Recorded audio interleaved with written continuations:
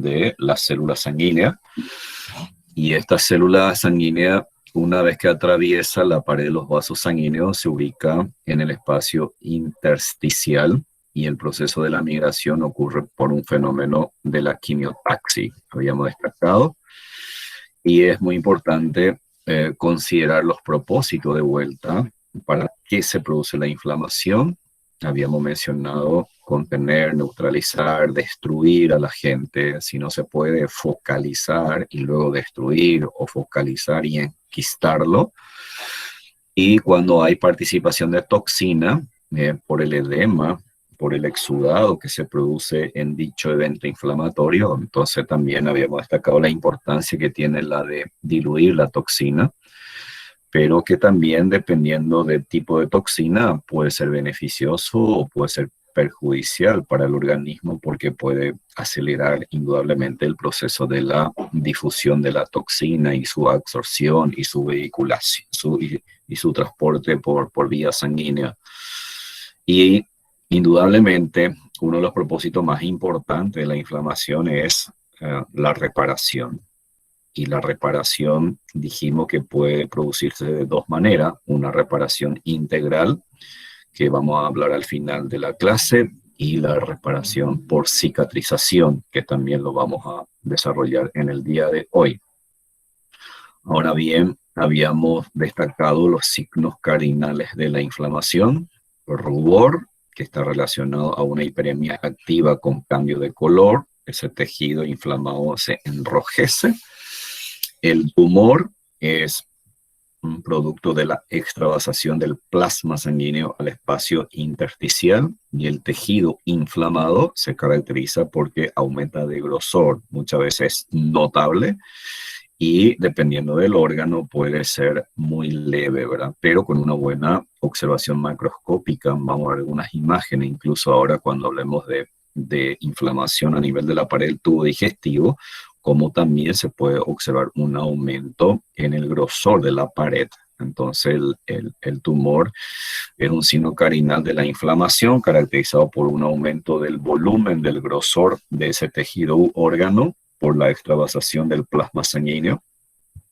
Calor, habíamos dicho, porque hay mayor aflujo sanguíneo de tipo arterial, y como trae también sustancia nutritiva, oxígeno, mayor cantidad de oxígeno disponible para ese sitio en particular, también aumenta el metabolismo.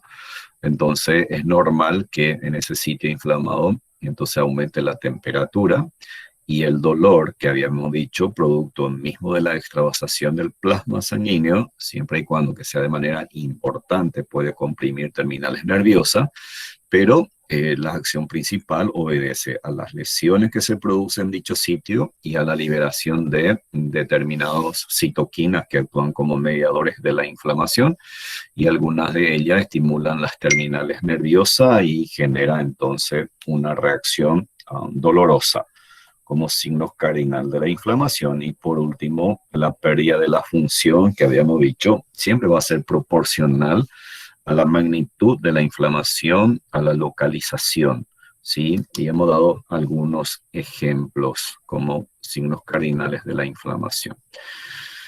Bueno, siempre es importante esta pregunta que nos habíamos hecho: ¿cuándo se inicia la inflamación? Recuerden eso, ¿cuándo se inicia la inflamación? No es que a un tejido, a un órgano se le ocurra y se instaura la inflamación. No, debe haber una alteración inicial. Es el principio de la instauración de un proceso inflamatorio. Cuando se produce la alteración inicial, entonces, señores, hay lesión, hay destrucción de tejido, por más mínimo que sea. ¿Y qué ocurre ahí? Se liberan citoquinas, sustancias mediadoras de la inflamación, y esas sustancias, ¿qué es lo que hace? Te desencadena fenómenos vasculares. Esos fenómenos vasculares, habíamos dicho, ¿verdad? Simplemente ahí hay que considerar la vasodilatación, que eso implica que se produce una miorelajación de la escasa cantidad de células musculares lisas que se encuentran en la pared de los vasos sanguíneos, sobre todo a nivel de las arteriolas. Y luego tenemos lo más importante, o sea, ambas son importantes, la vasodilatación y sobre todo la alteración de la permeabilidad vascular. Recuerden que si se produce solo una vasodilatación en una hiperemia activa fisiológica, si no hay modificación de la permeabilidad vascular, no vamos a tener edema, no vamos a tener extravasación del plasma sanguíneo. Entonces, es necesario que ocurra básicamente ambos fenómenos, vasodilatación y alteración de la permeabilidad vascular. La vasodilatación con el mayor aflujo sanguíneo arterial, habíamos dicho que caracteriza al rubor. Y luego, cuando se produce esta alteración de la permeabilidad vascular, sobrevienen los fenómenos exudativos. Y esos fenómenos exudativos, habíamos dicho que implican la adhesión, marginamiento o rodamiento de los glóbulos blancos sobre las células endoteliales. Y ahí cumple un rol muy importante los mediadores bioquímicos de la inflamación, que habíamos dicho activa los receptores tanto de los glóbulos blancos como de las células endoteliales, que permite la adhesión, el rodamiento, y luego ocurre el fenómeno de la diapédesis cuando atraviesa la pared de los vasos sanguíneos y debe llegar al sitio correcto donde hay inflamación, por el fenómeno de la quimiotaxis, es decir, aquella sustancia química liberada en el sitio actúa como promotor de la migración de las células blancas en el sitio. ¿Ok? Básicamente ya tenemos una migración de células y lógicamente ya habíamos destacado la exudación del plasma. Entonces, en conjunto, el líquido extravasado más la presencia de célula que ocupa un espacio en ese tejido u órgano inflamado aumenta de volumen y eso genera un signo cardinal que se denomina tumor. Y luego tenemos los fenómenos productivos y proliferativos. ¿Qué entendemos por fenómenos productivos y proliferativos? Y habíamos planteado de una manera simple: si las células acuden en ese sitio, es para realizar algo, alguna función tiene que cumplir. Entonces, estas células que llegan aquí, ¿cuál es su propósito? El de contener un proceso inflamatorio, o sea, a un agente, de neutralizarlo, de digerirlo, de fagocitarlo, o focalizarlo en principio y luego destruirlo, ¿sí? O enquistarlo si no lo puede destruir completamente. Y como fenómenos proliferativos es cuando ahí aumenta el número de las células. Vamos a ver enseguida cómo se produce la inflamación crónica, cómo aumenta el número de las células, y esas células que acuden en el sitio pueden ser los propios glóbulos blancos que siguen llegando al sitio, pero también puede haber aquí división mitótica de algunas células del tejido conectivo, porque recuerden que la inflamación se produce en el tejido conectivo, y sobre todo cuando comienzan a proliferar aquí los fibroblastos, entonces te va a aumentar el número, y los fibroblastos cuando proliferan, recuerden cuál es la función que tienen los fibroblastos. A diferencia de los neutrófilos, a diferencia de los linfocitos, a diferencia de los macrófagos, los fibroblastos sintetizan tropocolágeno, que son los precursores de las fibras colágenas, y si comienzan a proliferar, ustedes ya pueden ir deduciendo que en ese sitio vamos a tener mayor cantidad de fibras colágenas, ¿sí? Eso justamente vamos a hablar en inflamación crónica. Luego habíamos dicho cómo designar a un tejido u órgano inflamado. Recuerden que se utiliza el sufijo itis o ia, ¿no? Y dimos algunos ejemplos. Esto siempre es importante en la vida profesional. Van a utilizar muchísimo, sobre todo en la clínica.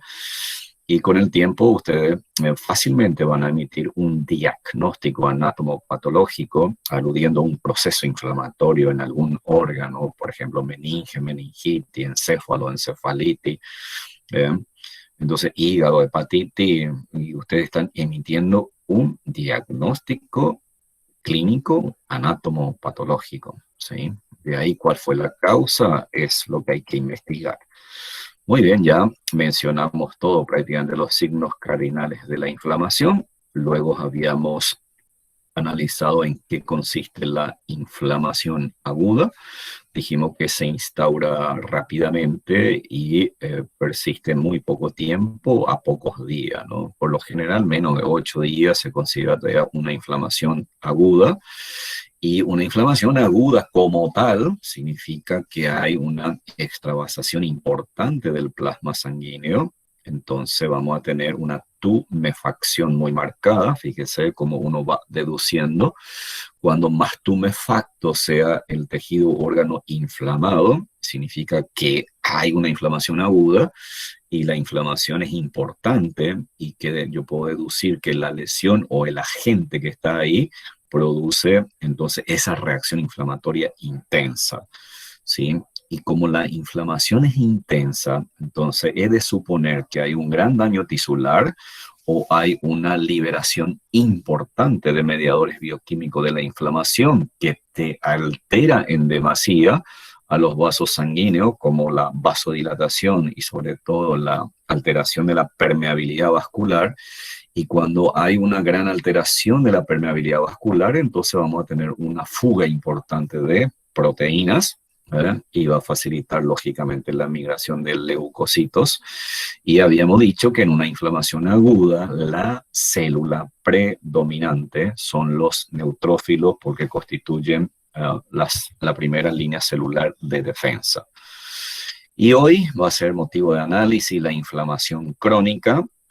Fíjese aquí un poco para rápidamente repasar y comenzar a analizar directamente cuáles son los eventos fisiopatogénicos que caracterizan una inflamación crónica. Entonces, suponemos en cuanto a tiempo que una inflamación crónica persiste por un tiempo prolongado, que puede ser semanas, meses, incluso años.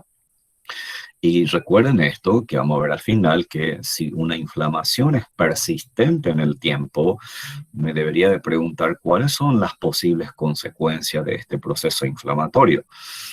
Si esas consecuencias pueden ser reversibles o irreversibles, esas preguntas ustedes se las van a responder al final de la presentación. Y ya habíamos destacado que histológicamente se caracteriza por la presencia aquí, en vez de los neutrófilos, aquí abunda linfocitos y macrófagos, y puede existir proliferación de vasos sanguíneos, una neovascularización cuya intensidad va a depender siempre de la localización y del agente que genere esa reacción inflamatoria. Y fíjese aquí, entonces, si yo digo que en una inflamación crónica puede existir o existe fibrosis con intensidad variable, entonces esto me indica que ya aquí hay proliferación de fibroblasto con síntesis de fibras colágena. Eventualmente podemos tener necrosis tisular, pero eso también habíamos aclarado que en una inflamación aguda yo puedo tener una necrosis tisular, también dependiendo del agente causal, como una bacteria, por ejemplo. Y aquí en particular también puede coexistir necrosis tisular y sobre todo en algunas patologías que vamos a ver, se caracteriza justamente por producir una necrosis tisular. Muy bien, esto simplemente habíamos analizado los fenómenos vasculares, ¿sí? La importancia de los mediadores bioquímicos de la inflamación, cómo actúa sobre la pared de los vasos sanguíneos, y habíamos destacado que hay un gran número de mediadores bioquímicos de la inflamación. Incluso algunos agentes patógenos pueden actuar directamente sobre las células endoteliales y los propios leucocitos sanguíneos, una vez activados, también puede repercutir negativamente sobre la pared de los vasos sanguíneos. Luego habíamos ya analizado la diferencia entre una transudación y una exudación. Creo que eso muchas veces ya lo hemos repetido. Y aquí, simplemente esta imagen muy ilustrativa de Robbins, en donde se produce el fenómeno de adhesión, rodamiento, ¿eh? Y cuando llega a este receptor PECAM presente en las células endoteliales, une muy fijamente a los glóbulos blancos y ahí experimenta una metamorfosis, abandona la pared del vaso sanguíneo y a partir de ahí tiene que acudir al sitio correcto y ocurre el fenómeno de la quimiotaxis. Entonces todo eso ya lo analizamos, luego en un corte microscópico real y habíamos mostrado esta placa, o sea, esta imagen en donde veo los mediadores bioquímicos de la inflamación, su mecanismo de acción sobre la pared de los vasos sanguíneos, produciendo vasodilatación, algunos aumentando solo la permeabilidad, otro también influye en la génesis del dolor, otros actúan en la quimiotaxis, otros actúan para la adhesión de los glóbulos blancos. Entonces, eso es importante, por lo menos considerar que los mediadores bioquímicos de la inflamación tienen su propio mecanismo de acción sobre la pared de los vasos sanguíneos.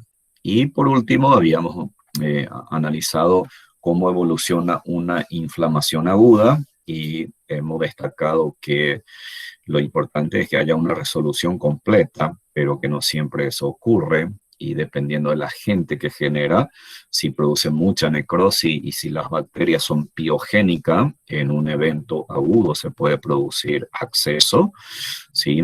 Y por lo tanto aquí ya hay mayor destrucción, la intensidad de la inflamación va a ser muy importante. Y si ocurre aquí una necrosis, significa que hay una destrucción muy importante de ese tejido, y todos los tejidos destruidos, las células parenquimatosas destruidas, debe ser reemplazada por tejido conectivo, en cuyo caso ya hablamos de una fibrosis, que lo vamos a analizar en breve. Y hemos también mencionado que una inflamación aguda, cuando no hay una resolución inmediata, entonces, y si persiste el agente, o si hay alguna alteración en el proceso de la curación, entonces pasa a una inflamación crónica, que es lo que vamos a analizar ya ahora. Entonces ustedes tienen aquí, este cuadro es fantástico porque aquí tenemos el sistema microvascular, tengo las arteriolas dilatadas, aquí están los capilares y las vénulas distendidas, hay una fuga de plasma sanguíneo, tenemos el aumento de las células blancas en el sitio, esto es una inflamación aguda, hay una tumefacción. Si yo puedo palpar a este paciente, indudablemente tengo que ver los signos cardinales de la inflamación, el rubor, el tumor, el calor, el dolor, y lógicamente si puedo medir la alteración de la funcionalidad. ¿Sí? La inflamación aguda, entonces dijimos que lo ideal es que se resuelva en breve plazo y que vuelva a la normalidad sin que haya daño tisular importante, pero esto generalmente ocurre, pero con mayor frecuencia puedo tener complicaciones. Y habíamos destacado, si de repente el agente causal que te genera una reacción inflamatoria te produce una extensa necrosis, y hay una gran destrucción de células con liberación importante de mediadores de la inflamación, entonces la inflamación va a ser muy violenta, van a tener una gran cantidad de neutrófilos, y recuerden que los neutrófilos son células de ataque, son células con gran capacidad fagocítica, no son para nada específicas, y cuando liberan sus enzimas lisosomales, entonces dijimos que amplifica la zona, y el organismo que va a hacer en este caso ya va a focalizar esta reacción inflamatoria aquí alrededor. Y aquí fíjese la importancia que tiene los mediadores bioquímicos de la inflamación, porque algunas de ellas va a estimular a los fibroblastos, y los fibroblastos en la periferia comienzan a proliferar y comienzan a sintetizar fibra colágena. El resultado final va a ser la formación de una densa cápsula de tejido conectivo. ¿Y qué está haciendo el organismo? Está focalizando el área de combate entre los microorganismos y los glóbulos blancos, y ahí voy a tener gran cantidad de neutrófilos y macrófagos que son grandes fagocitadores, y el resultado final va a ser licuar ese tejido necrosado, digerir los microorganismos, y se convierte en pus, que nosotros lo denominamos absceso, siempre y cuando que contenga aquí una gruesa cápsula. Con el tiempo, fíjese, con el tiempo, y hemos dado, por ejemplo, cuando aplicamos una vacuna, la famosa práctica de la vacuna antiaftosa, y tengo una jeringa infectada y genero una reacción purulenta, al principio va a ser muy dolorosa para el animal, y si ustedes lo tocan en ese momento está caliente, dolorosa, porque es una inflamación aguda, pero luego de una semana o más, si usted tiene la oportunidad de ver ese animal, el sitio donde está el bulto, ya prácticamente si yo llego a palpar está frío, el animal ya no reacciona, significa que en ese momento ya estamos hablando de una inflamación que se ha cronificado. Y por lo general, si hacemos la incisión, entonces el material purulento lógicamente extravasa la herida, pero si ustedes no realizan la incisión y dejan con el tiempo, sorpresa, ese bulto que era tan grande, luego se vuelve pequeñita. ¿Qué pasó allí? Hubo una reabsorción del material purulento y lógicamente queda secuela, queda una cicatriz. Una inflamación aguda, ya hemos destacado que puede terminar en un proceso crónico, en cuyo caso voy a tener proliferación de fibroblastos y me produce eso una fibrosis con depósitos de colágeno.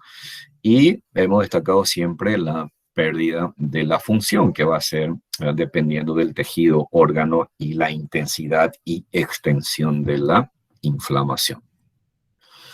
Muy bien, y ahora sí, me pareció necesario un poco apuntalar de vuelta esos conceptos y mencionar un poco los eventos fisiopatogénicos importantes de la inflamación aguda, porque de esa manera puedo refrescar mi conocimiento y comenzar un poco a dimensionar en qué se caracteriza la inflamación crónica de la inflamación aguda. Y una de las primeras diferencias es en cuanto al tiempo que persiste un proceso inflamatorio, que dijimos va de semana, meses e incluso años, en donde se puede observar simultáneamente signos de una inflamación activa, en ese caso los signos cardinales de la inflamación.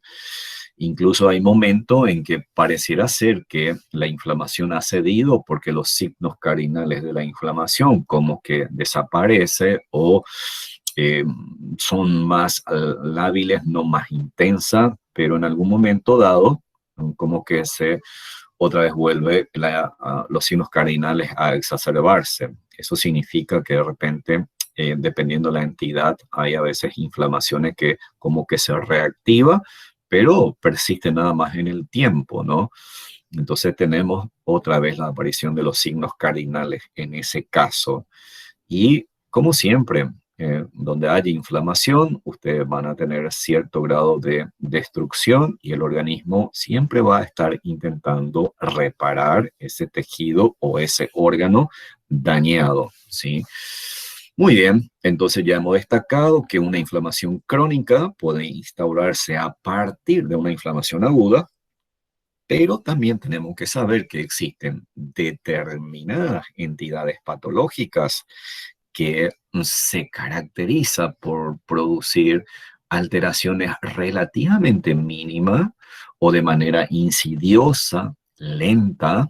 Por lo tanto, si las alteraciones son mínimas, pero que ese agente actúa de manera persistente, siempre está ahí, está actuando como un estímulo para que el organismo reaccione contra ella, pero si la destrucción no es tan intensa, y si no liberan, por ejemplo, las bacterias o los microorganismos, toxina que pueda producir, por ejemplo, una necrosis de tejido o que induzca una reacción inflamatoria violenta, entonces ahí se produce una inflamación relativamente leve, no intensa, y eso perdura, si perdura en el tiempo, pasa a ser una inflamación crónica y hasta inclusive es asintomática. Por eso decíamos, cuando de repente se instaura una inflamación bastante leve, vamos a tener signos cardinales de la inflamación, pero esos signos cardinales de la inflamación puede ser que no sea tan notoria, y como que pasa desapercibido y con el tiempo incluso como que desaparece y prácticamente ese evento es totalmente asintomático, pero bajo determinadas circunstancias puede exacerbarse de vuelta esa inflamación. Por ejemplo, la famosa tuberculosis, eh, que produce que es una entidad patológica provocada por los Mycobacterium, que te produce una inflamación crónica que incluso mucho tiempo es como que es totalmente asintomática y dependiendo de la localización y del órgano involucrado, en algún momento se exacerba en demasía de vuelta eh, los eventos inflamatorios y ya produce complicaciones que a veces ya no tiene retroceso. Entre otras entidades que producen una inflamación crónica está la famosa artritis reumatoidea. ¿Sí? Esto se estudia mucho en medicina humana, pero también en medicina veterinaria podemos tener, pero la frecuencia es relativamente escasa, pero quizá también nuestro grave problema es el diagnóstico. Tenemos la arteriosclerosis, que ya lo habíamos analizado en trastorno circulatorio. Fíjese la palabra arteriosclerosis, arteriosclerosis. Eso significa que tengo una alteración en la pared de la arteria y que esclerosis me indica que hay un aumento de la trama fibrosa. ¿Ah?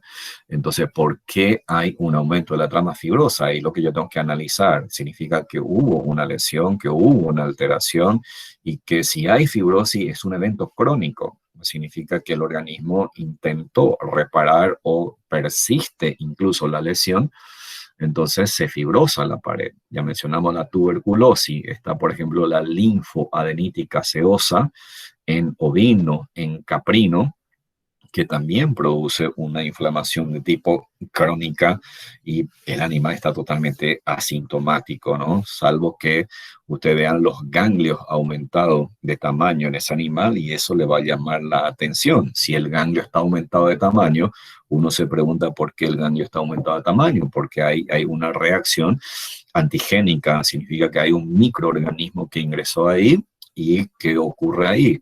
Como están las células linfoides con gran capacidad de división mitótica, ellos se dividen por mitosis y el resultado final es que si la mayoría de las células ganglionares experimentan mitosis, aumenta el número y el ganglio va a estar aumentado de tamaño. Y las neumopatías crónicas, que lógicamente se traduce en cierto grado de reacción inflamatoria crónica con fibrosis incipiente o intensa dependiendo de la evolución. Muy bien, entre las posibles causas tenemos tuberculosis, la micosis sistémica sobre todo, porque nosotros cuando hablamos de hongos pareciera ser que solamente conocemos a la micosis cutánea, a la micosis superficiales, pero existe una gama de eh, microorganismo micótico que tiene la capacidad de ingresar por vía respiratoria, por vía digestiva, por herida y diseminarse en todo el organismo y provocar una inflamación crónica. Por lo general son de baja patogenicidad, de bajo poder patógeno, pero así como son de bajo poder patógeno, el organismo tampoco lo puede eliminar con relativa facilidad como lo hace contra las bacterias. Y si produce una necrosis y genera una condición ideal, ellos comienzan a proliferar. Proliferan y como dijimos, no produce una gran destrucción inicialmente, por lo tanto la inflamación es relativamente débil, de baja intensidad, y eso conlleva entonces a una inflamación de tipo crónica. Es muy común esto. Exposición prolongada a agentes potencialmente tóxicos, sea exógenos y endógenos, ¿verdad? Esto, sobre todo, más estudiado indudablemente en medicina veterinaria humana, cuando de repente las personas están en un ambiente sumamente contaminada y reiterativa.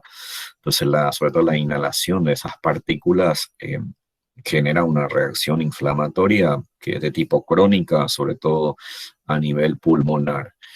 Y las enfermedades autoinmunes, ¿no? Existe una gama de enfermedades autoinmunes como pénfigo, como artritis reumatoidea, lupus, en donde el propio sistema inmunológico del organismo ataca determinada estructura de su propio organismo, como la piel, por ejemplo, y puede ser también un riñón y otra estructura y otros órganos vitales en donde una mínima alteración de algunas proteínas presentes en la membrana de la célula, por ejemplo, de la epidermis, entonces ahí los linfocitos lo reconoce como no propio, porque lógicamente los linfocitos tienen sus receptores que actúa como un receptor tipo memoria para reconocer e identificar a la estructura propia del organismo. Y fíjese que si hay una alteración en las proteínas de membrana de las células, que lo consideramos como normales o propias del organismo, los linfocitos dicen, ah, no, pero usted tiene una proteína que es anormal, entonces fíjese cómo ataca directamente a esa estructura. Y esa es la base del punto de vista patogénico de las enfermedades de tipo autoinmune. Bueno, en cuanto a las características histológicas, ya hemos destacado al inicio, recuerden que en una inflamación aguda, la primera línea celular que es característico y acude al sitio son los neutrófilos. Aquí no. En una inflamación crónica, las células que comienzan a predominar son células mononucleares. Tenemos monocitos que se van a convertir en macrófagos, linfocitos, esos linfocitos dependiendo del agente y si son activados, los linfocitos B se transforman en plasmocitos y genera, lógicamente, eso refleja una reacción inflamatoria. Indudablemente, quien va a determinar este diagnóstico lo hace el anatomopatólogo, el que hace histopatología, ¿sí? Y eventualmente, dependiendo de la causa, yo puedo encontrar también en un proceso inflamatorio crónico los mastocitos, los eosinófilos y en menor número neutrófilos. Sobre todo es interesante mencionar a los mastocitos y a los eosinófilos, sobre todo que nosotros en medicina veterinaria estudiamos tanto a los parásitos y los parásitos que cuando lo estudiamos así y los profesores nos enseñan su ciclo biológico, que las larvas atraviesan la pared de la mucosa, toman los vasos sanguíneos, a partir de ahí experimentan su muda, pasa al hígado, recorre por el hígado, luego, dependiendo del parásito, llega a la sangre de vuelta, vena porta, va al corazón derecho, en el pulmón, y ahí en el pulmón comienza de vuelta a proliferar hasta llegar, por ejemplo, a las vías bronquiales. Entonces, ¿qué está ocurriendo? Ocurre una migración larvaria. Ahora, si ustedes se preguntan, bueno, pero durante la migración larvaria, ¿hay lesiones? Sí hay lesiones. ¿Y la reacción inflamatoria existe? Sí. ¿En qué medida? Mínima. ¿Por qué? Porque generalmente es una lesión mecánica. No hay participación de toxina que pueda amplificar. Entonces las reacciones pasan totalmente desapercibidas. Pero ¿qué ocurre si de repente ese parásito se enquista en un tejido o en un órgano? Entonces ahí el organismo lo focaliza, lo enquista, así técnicamente como suena, y ustedes pueden encontrar, ahí van a encontrar sobre todo macrófagos, van a encontrar monocitos, algunos que otros linfocitos, pero pueden encontrar eosinófilos, eosinófilos. Y los mastocitos sobre todo, también cuando aparecen reacciones de tipo alérgica crónica, y ojo, hoy por hoy en medicina veterinaria, los problemas dermatológicos la casuística va en muy aumento y constituye uno de los principales motivos de consulta. ¿Ok? Y hay muy pocos dermatólogos en Paraguay. Mire que hemos hecho varias biopsias, por ejemplo, de caninos con una dermatitis crónica y cuando hacemos las biopsias, encontramos, por ejemplo, gran cantidad de tejido fibroso en la dermis, una fibroplasia terrible, una fibrosis. Y si es un cuadro alérgico, sorpresa, por lo general aparecen estas células. Entonces nos está indicando que es una reacción más bien de tipo alergénica. Esa es la interpretación. Entramos en característica histológica, ¿verdad? Y lógicamente vamos a tener destrucción tisular. Esta destrucción tisular, más allá de la ocasionada por los agentes, dependiendo del tipo de agente que se encuentran en el sitio, hemos destacado que por lo general son de poco poder patógeno, no producen daño muy importante, pero como ahí acuden estas células inflamatorias, entonces lo que puede hacer es amplificar en cierta medida esa reacción inflamatoria. Y siempre el organismo va a intentar reparar ese tejido lesionado, ahí donde se encuentra determinado tipo de agente, y comienza a haber proliferación de vasos sanguíneos, catalogada como angiogénesis, y aumento de fibroblasto con mayor síntesis de tropocolágeno, y por ello hay un aumento de las fibras colágena en el sitio y tenemos una fibrosis. Técnicamente podemos hablar de una cicatrización. Ahora bien, dentro de la inflamación crónica existen determinadas entidades patológicas o determinados agentes que se caracterizan cuando una vez que ingresan en el organismo induce una reacción inflamatoria que al principio puede ser aguda, pero que luego pasa a ser una inflamación crónica, pero tiene otra característica. Hay agente que induce la formación de lo que denominamos granuloma inflamatorio.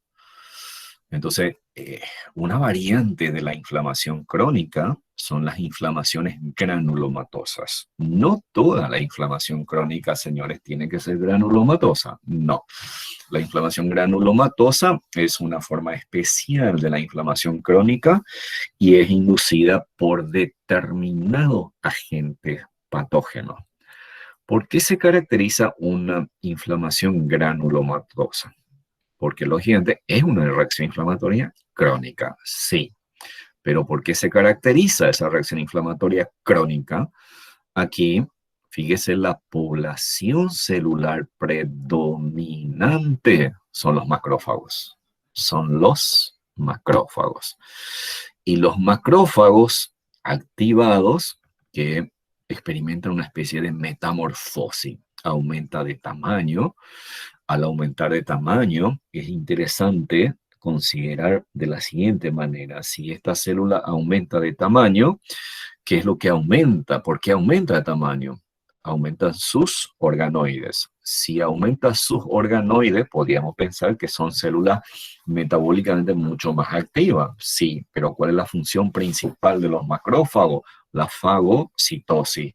Es decir, si esta célula aumenta de tamaño y se convierte en una célula llamada tipo epitelial o epitelioide, son macrófagos activados que tienen una gran capacidad fagocítica y una gran capacidad de destrucción.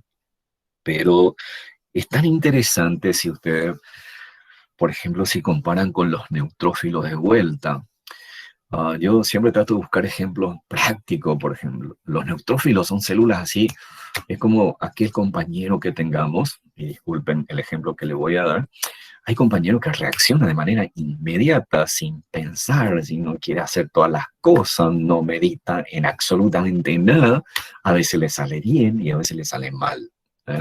Versus otro compañero que es metódico, meticuloso, que piensa bien lo que va a hacer, hace con sutileza y tiene, digamos, las perspectivas de, digamos, obtener buen resultado, pero le va a demandar probablemente mayor tiempo, ¿no? Y eso es lo que ocurre aquí. Es que los neutrófilos, cuando acuden en el sitio, fagocitan, no me interesa nada. Y cuando los neutrófilos mueren, se desgranulan y se liberan sus hidrolasa ácida y te amplifica la lesión, y la reacción inflamatoria va a ser muy intensa. ¿Y los macrófagos? No. Los macrófagos son células así como pensantes, son células que se desplazan lentamente, con mucha seguridad, y comienza a fagocitar sutilmente las células destruidas, los restos celulares, si hay microorganismos, entonces lo va fagocitando y lo va intentando digerirlo. ¿Ok? Esa es la función de los macrófagos. Pero los macrófagos también al igual que los linfocitos, tiene una gran capacidad de pedir auxilio a otra célula y mediante la citoquina, porque cuando los macrófagos no pueden eliminar a los agentes, entonces liberan citoquina que va a hacer que más monocitos acudan en el sitio y a su vez algunas citoquinas que actúan sobre los monocitos sanguíneos por diapédesis va a llegar al sitio de la inflamación y se va a convertir en macrófago. Entonces vas a tener mayor número de macrófagos. Pero también los macrófagos dicen, no, pero también necesitamos estimular a los linfocitos. Entonces hay citoquinas que entonces activan a los linfocitos y los linfocitos en respuesta a los macrófagos puede también generar y liberar más citoquina. Y alguna de las citoquinas liberadas tanto por macrófago como por los linfocitos, entonces puede experimentar o inducir la metamorfosis de los macrófagos activado convirtiéndose en células epiteliales o epitelioides. Y hay un detalle que estas células epitelioides también pueden fusionarse. Y cuando se fusiona, no es que se le ocurra nomás y hacen la fusión, no. Están todas dirigidas por citoquina. Entonces, cuando estas células epitelioides se fusionan, se convierten en unas células grandes. Pero al fusionarse las células epitelioides, ¿qué ocurre con sus núcleos? Los núcleos están ahí dentro del citoplasma, entonces se convierten en células gigantes multinucleadas, que vamos a ver enseguida en qué consisten estas células gigantes multinucleadas y para qué están. Fíjese lo interesante que es aquí. Entonces los macrófagos son las células principales en un proceso inflamatorio crónico y cómo los macrófagos actúan así tan criteriosamente para realizar la fagocitosis y la limpieza y la liberación de citoquina, que hace entonces que acuda en el sitio mayor cantidad de monocitos, mayor cantidad de linfocitos y activan a los linfocitos y también a los fibroblastos. Entonces aquí tenemos como resultado de ese proceso inflamatorio, cuando se forma un granuloma, tenemos acumulación de macrófagos activados, transformados en células epitelioides. Y como ya se liberan citoquina, comienza a tener mayor cantidad de monocitos, mayor cantidad de linfocitos. Entonces los linfocitos también comienzan a distribuirse un poco más hacia la periferia de los macrófagos y de las células epitelioides, como si fueran anillos. Y dependiendo del agente causal, podemos tener plasmócitos. Y en la periferia, fíjese aquí, interesante, vamos a enseguida una imagen, como los fibroblastos comienzan a proliferar y de esa manera focaliza a la agente y se forma un granuloma. Quiere decir que un agente patógeno como la tuberculosis, la lepra, en el caso de determinados parásitos, incluso en la propia brucelosis, las infecciones fúngicas, estos microorganismos que están en ese tejido, en ese órgano, reacciona, genera, lógicamente, una alteración inicial. Hay una respuesta inflamatoria crónica que se caracteriza por formación de un granuloma. ¿Qué está haciendo el organismo con el granuloma? Focalizando a la gente en dicho sitio. ¿Sí? Vamos a ver una linda imagen ya en breve. Y ya hemos destacado que esta célula epitelioide, entonces puede llegar a fusionarse y convertirse en células gigantes, que se reconoce dos tipos de células gigantes. Una que se llama célula gigante de Langerhans y otro a cuerpo extraño. Esta célula gigante de Langerhans es típico de la inducida por la tuberculosis. Y a cuerpo extraño es cuando un animal inhala, por ejemplo, algunas partículas que no pueden digerirse, o eventualmente si utilizamos material de sutura no reabsorbible, el organismo puede reaccionar contra tanto las partículas inhaladas como el material de sutura no reabsorbible. Entonces, ¿qué ocurre ahí? Se forma un granuloma alrededor de dichas estructuras y en ese caso, si es a cuerpo extraño, vamos a tener células gigantes a cuerpo extraño. ¿Cuál es la diferencia? La diferencia está en la posición del núcleo. una célula gigante de Langerhans se caracteriza porque tiene una forma de herradura. Los núcleos se ubican en la periferia en forma de herradura. Y en cambio, a cuerpo extraño, los núcleos están totalmente desorganizados dentro del citoplasma. Bueno, aquí ustedes tienen una representación gráfica de cómo se produce la formación de granuloma. Fíjese, esto en semana y años y décadas. Puede ser persistente. Entonces aquí tenemos a la gente, la exposición. Fíjese aquí las células dendríticas, histología. Las células dendríticas son células que forman parte del sistema inmune. Su función es, lógicamente, captar a la gente y se convierte en células presentadoras de antígenos. Si ella puede eliminar, lo va a eliminar. Si no lo puede, entonces a partir del sitio en donde ha captado a ese microorganismo, va a tomar vía linfática, dependiendo lógicamente de la localización, porque si es intestino, si lógicamente ahí tenemos una gran cantidad de folículos linfoides, pero si fuese en otro sitio, entonces va a tomar vaso linfático y va a llegar al ganglio linfático regional, en donde va a ocurrir la presentación de antígeno. Y fíjese aquí ustedes tienen los linfocitos T. Estos linfocitos T, ustedes saben que existen varios tipos, ¿no?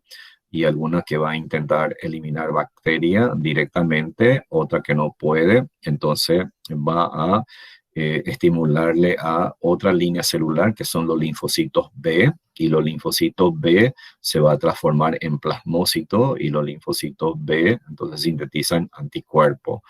Pero fíjese lo que hace este linfocito, además de poder activar a linfocitos B, también libera citoquina, que lo que va a hacer es que active más monocitos que se conviertan en macrófago activado, ¿sí? Y en este momento ya tenemos prácticamente reconocida a la gente, ¿sí? Y fíjese cómo de repente esto persiste de la misma naturaleza. Entonces estamos hablando de una inflamación granulomatosa crónica. Miren qué va a acontecer. Si el agente persiste en dicho lugar, en este caso, aquí en el centro hay una necrosis, por lo general va acompañado de necrosis, entonces aquí tenemos al agente patógeno. Entonces, ¿qué va a ocurrir? Entonces ya tenemos los macrófagos. Esto es un macrófago que podemos incluso pensar ya en unas células epitelioides, ¿sí? O sea, un macrófago activado. Y ese aquí lo fagocita porque esa es su función. Cuando este macrófago no puede eliminar a la gente, entonces dijimos va a experimentar un aumento de tamaño, aumenta su cantidad de organoides, aumenta su capacidad de digestión lisosomal y se convierte en unas células epitelioides.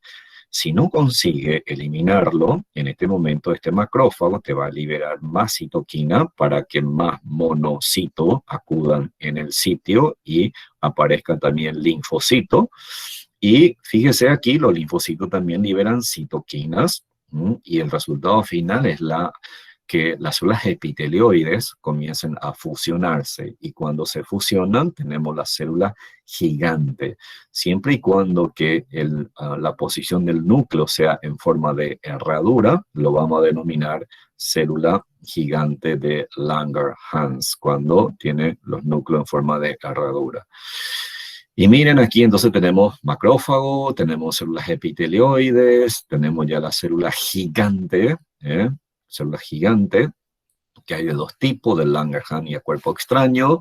Tenemos los linfocitos que se disponen como un anillo alrededor de ese centro, y los linfocitos aquí también le activan a los fibroblastos, y los fibroblastos comienzan a dividirse por mitosis y comienzan a formar fibras colágenas que está haciendo el organismo, está intentando focalizar. ¿Sí? Aquí están los fibroblastos que comienzan a proliferar. Y lógicamente van llegando más monocitos, ¿verdad? Y linfocitos en el sitio. Y técnicamente ya tenemos a un granuloma ¿Cuál es el resultado final de este proceso? Es que el organismo, fíjese, increíble cómo trata de contener a ese microorganismo en ese sitio para que, lógicamente, no se disperse, no se produzca en una infección generalizada. ¿Ok? La típica tuberculosis cursa de esta manera. Y cuando de repente utiliza un material de sutura, ¿sí? Que no puede ser reabsorbida, entonces también tengo un granuloma, pero ahí el granuloma va a ser a cuerpo extraño. Aquí, por ejemplo, tiene la forma de herradura, muy característico, y cuando los cuerpos extraños, o sea, los núcleos sobre todo se encuentran dispersos en el citoplasma sin que forme una herradura característico, entonces es casi categórico que ahí hay cuerpos extraños. En este caso, fíjense cómo uno puede deducir. Esto que ustedes están viendo, señores, esto es pulmón. Aquí tengo cavidades alveolares.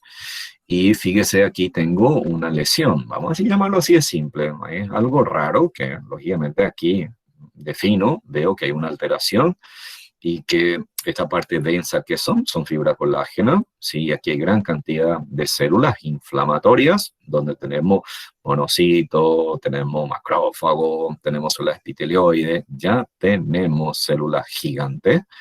Entonces, y luego aquí voy a tener una proliferación de fibroblastos muy marcado, de tal manera a que el organismo contenga al agente causal en dicho sitio. Entonces, sobre todo la tuberculosis se produce de esta manera.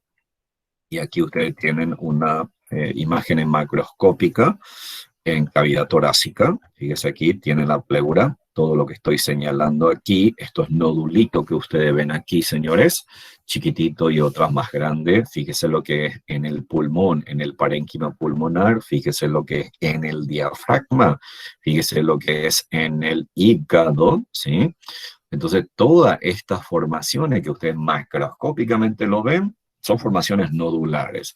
Si cortamos, ¿qué vamos a observar? Vamos a observar esto, una coloración amarillenta, granular, cuidado con esto, porque estoy ante una necrosis gaseosa. Estoy, patología general, ante una necrosis gaseosa. Y habíamos mencionado que cuando encuentro una necrosis gaseosa, en la primera entidad patológica en que tengo que pensar es la tuberculosis. Entonces, si nosotros realizamos un corte histológico de este nódulo, lo encontraríamos así, señores, ¿sí? Y esta es su representación gráfica, ¿no? Increíble cómo se presenta. Entonces tenemos una necrosis gaseosa granulomatosa. ¿Cuáles son las posibles consecuencias de las inflamaciones crónicas? Si voy de vuelta a este ejemplo y fíjese aquí, tengo una necrosis gaseosa, ya está encapsulado, está organizado, con el tiempo, aquí, si al principio yo tenía una necrosis granulomatosa y se exacerba la inflamación, es decir, se vuelve a intensificar la inflamación, ¿qué va a ocurrir allí? Vamos a tener mayor número de neutrófilos que acuden en el sitio y esos neutrófilos, ¿qué va a hacer? Va a experimentar una fagocitosis, una destrucción masiva junto con los macrófagos que está allí. Entonces te genera una licuefacción. Cuando se produce una licuefacción, eso es también bastante peligroso. Fíjese, el organismo está intentando eliminarlo, pero ¿qué puede ocurrir cuando hay una necrosis de licuefacción y no se elimina a la gente? Entonces, el líquido que se forma, porque se forma un exudado, ese exudado formado va a contener a estos microorganismos y lógicamente ese exudado se discurre entre los mínimos espacios intercelulares que hay, abandona el granuloma y puede alcanzar un vaso sanguíneo y a partir de ahí se generaliza la infección. Imagínense, háganse de la idea que ocurrió en este paciente, porque tiene tanta cantidad de nódulos gaseosos, porque ocurre ese fenómeno, ¿sí? El otro detalle es que también cuando en este caso en particular, cuando la pleura ya está dañada y el pulmón por su movimiento roza la pleura torácica, entonces lógicamente ahí también se diseminan los microorganismos. Entre las consecuencias de las inflamaciones crónicas tenemos a la fibrosis y a la esclerosis. El aumento de la trama fibrosa de tejido conectivo, ¿no? Eso indudablemente implica la proliferación de fibroblastos y atrofia. Cuando hablamos de atrofia, cuando ese tejido, ese órgano disminuye de tamaño. ¿Por qué disminuye de tamaño? En este caso, asociado a la inflamación crónica, tenemos el aumento de la trama fibrosa, la proliferación de fibroblastos con aumento de fibras colágenas y, señores, la disminución del tamaño de la célula y o la pérdida de las células parenquimatosas que ha sido reemplazado por el tejido fibroso. Si ustedes se preguntan, bueno, ¿y en qué medida la fibrosis y la atrofia puede repercutir en la funcionalidad de ese tejido, de ese órgano? Háganse de la idea de este pulmón. Háganse de idea de este pulmón. Si yo tengo una inflamación crónica, granulomatosa, con una fibrosis marcada, entonces, ¿y la respiración qué va a pasar? Porque lógicamente la función principal del pulmón es la inspiración y expiración para facilitar el intercambio gaseoso. O sea, ¿qué pasaría con la funcionalidad de este órgano? Se va a alterar, va a afectarse. Entonces, esa es la importancia de considerar entre una atrofia y una fibrosis. Lógicamente va a depender si la fibrosis es difusa. Ahí sí, la alteración funcional va a ser muy importante. Imagínese si usted tiene un paciente con gastritis crónica, y ese animal está experimentando constantemente vómito, y yo pienso en el estómago, y pienso en histología, que tiene un epitelio cilíndrico simple, que es un epitelio mucíparo, y de repente pienso que en el pH del estómago, que es ácido. Entonces, si ese pH es mucho más ácido de lo normal, está constantemente irritando la mucosa gástrica, y si se produce una inflamación de tipo crónica, ¿cuál puede ser el resultado de la inflamación crónica del estómago? Van a tener una gastritis fibrosa. Y si hay una gastritis fibrosa, entonces si yo pienso muy bien ahora, ¿cuál es la función del estómago? Recibir alimento, facilitar la digestión. Y cuando recibe el alimento, el estómago debería de tener una distensión adecuada. ¿Le parece a usted que si tiene una fibrosis difusa del estómago, va a tener una distensión normal? La respuesta es, lógicamente, no. Entonces va a haber una alteración importante en la funcionalidad que va a repercutir de una manera sistémica sobre el organismo. Si damos un ejemplo, por ejemplo, del hígado, el hígado que desarrolle una inflamación difusa, y que se traduzca en una inflamación crónica, entonces, ¿qué va a pasar con esa inflamación crónica?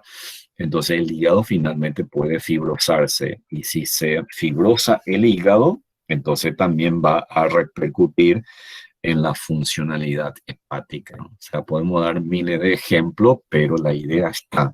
Entonces, hay que saber bien, una inflamación crónica puede traer como posible consecuencia una fibrosis y una atrofia. Pequeña diferencia. La fibrosis es un aumento de la trama de tejido conectivo, ¿verdad?, en ese tejido, en ese órgano, como mecanismo quizás de reparación en este caso. Pero cuando yo hablo de una atrofia, entonces tengo también fibrosis, pero tengo que las células destruidas o las células normales que han quedado ahí han disminuido de tamaño, y por ende ese órgano disminuye de tamaño y va a tener una implicancia funcional. Ahora bien, otra clasificación de la inflamación es según el exudado o patrón morfológico. Tanto en inflamación aguda como inflamación crónica podemos tener una inflamación serosa. ¿Por qué se caracteriza una inflamación serosa? En donde en ese tejido u órgano que experimenta esa inflamación, el exudado, que es el líquido extravasado del plasma sanguíneo, es de tipo acuoso, transparente, prácticamente como el agua, Y eso tenemos sobre todo sobre las células mesoteliales del peritoneo, pleura y pericardio. ¿Ah? Eventualmente también sobre las células mucosas. Entonces, lo interesante es que yo pueda distinguir una inflamación serosa. ¿A qué le llamo inflamación serosa? Y el mejor ejemplo que le puedo darle a ustedes es, por ejemplo, en la cavidad nasal. Cuando uno tiene una rinitis alérgica, ¿ah? Y si aquellas personas que padecen saben muy bien lo que voy a decir, cuando hay una rinitis alérgica, uno estornuda bastante y cuando inclina la cabeza, como que te chorrea la nariz. Nosotros decimos, me chorrea la nariz, sale una secreción muy acuosa. Señores, en ese momento, esa secreción acuosa es un exudado seroso. En un exudado, si yo digo un exudado seroso, es porque hay una inflamación, hay una alteración de la permeabilidad vascular no tan intensa que hace que solamente prácticamente el plasma sanguíneo entonces atraviese la pared de ese vaso sanguíneo con escasa cantidad de células inflamatorias. Por lo tanto, una inflamación serosa aparece en la mucosa, sobre el peritoneo, sobre la pleura, sobre el pericardio, y por lo general se considera como una inflamación leve. Mire qué va a ocurrir. Esa persona que desarrolla un cuadro alérgico y después dice, no, en realidad parece que me voy a engripar. Entonces, ¿qué ocurre aquí? Al principio me chorreaba mucho la nariz, era muy acuoso. Ahora, ese exudado que era acuoso pasa a ser ficti-ficti, ¿ah? Y luego solamente filante. Entonces, acuoso filante, a veces es filante, mucoso, ¿no? Por la presencia de mucina. En ese momento, entonces hablo de una inflamación catarral, cuando el exudado tiene gran cantidad de mucina, y recuerden, histología, la mucina es una sustancia proteica hidrocarbonada que tiene afinidad por molécula del agua, y cuando incorpora el agua en su molécula, entonces hace que ese medio se vuelva muy filante, muy mucoso, ¿no? Y lo encontramos principalmente en la vía respiratoria, digestiva y urogenital también, señores. Cuando hablo de una inflamación fibrinosa, aquí hay un detalle interesante. Fíjese si ustedes mismos pueden deducir lo que voy a mencionar aquí. Si quiero hablar de una inflamación fibrinosa, me pongo a pensar, ¿y la fibrina qué es? Es una proteína. ¿Cuál es su precursor? El fibrinógeno. Ah, muy bien. ¿El fibrinógeno es de bajo peso molecular o es de alto peso molecular? El fibrinógeno es de altísimo peso molecular. Es una proteína, es una macromolécula, es una proteína muy pesada. Entonces la pregunta del millón es, si es una macromolécula, si es de alto peso molecular, la alteración de mi permeabilidad vascular debe ser leve, debe ser moderado o debe ser intenso. Por lo general, de moderado a intenso, para permitir el pasaje del fibrinógeno. Entonces, desde el punto de vista práctico, una inflamación fibrinosa, señores, me indica que la inflamación es intensa. Cuidado con eso. Una inflamación fibrinosa me está indicando que hay una inflamación bastante intensa y que dependiendo de la especie, ¿sí? Debo de pensar en cuáles son las posibles causas. Por eso que inclusive en las infecciones bacterianas, en donde las bacterias tengan un alto poder patógeno, abunda la fibrina, predomina la fibrina, pero el simple hecho que ustedes vean una inflamación fibrinosa, cuidado señores, la inflamación es intensa, te está indicando que hay un daño importante, que hay una alteración de la permeabilidad vascular de manera importante y hay que investigar la causa dependiendo de la especie. ¿Okay? Cuando hablo de una inflamación purulenta, quizás sea lo más fácil que podamos reconocer, porque quien más, quien menos sabe en qué consiste la formación de pus. Siempre vemos como un exudado, es un exudado. ¿Qué consistencia tiene? Cremoso. Al principio es cremoso, luego pasa a ser acuoso. ¿Por qué? Porque depende de la fase. En la medida que avanza, entonces ese tejido necrosado Es todavía una masa semisólida, ya tengo neutrófilo, ya tengo macrófago que está trabajando, pero en la medida que pasa el tiempo voy a tener mayor cantidad de neutrófilos, mayor cantidad de macrófago, por lo tanto avanza el proceso de la licuefacción. Ese exudado que era cremoso pasa a ser fluídico, acuoso, y para que técnicamente lo consideremos como acceso o como pus, debe existir detritos celulares, neutrófilos, macrófagos y bacterias biógenas. Y por último tenemos la famosa inflamación hemorrágica. Cuando hablo de una inflamación hemorrágica, se caracteriza porque el exudado tiene eritrocito, ¿no?, que determina una coloración rojiza. Entonces, en realidad, podríamos decir como un efecto indirecto cuando hay una tremenda alteración de la permeabilidad vascular, los eritrocitos puede atravesar, o cuando producto de la acción de los propios neutrófilos y macrófagos en el sitio que te llegue a producir una necrosis de los microcapilares, entonces vas a tener una hemorragia. Entonces, a partir de ahí, o por acción directa de los agentes, por ejemplo, los parásitos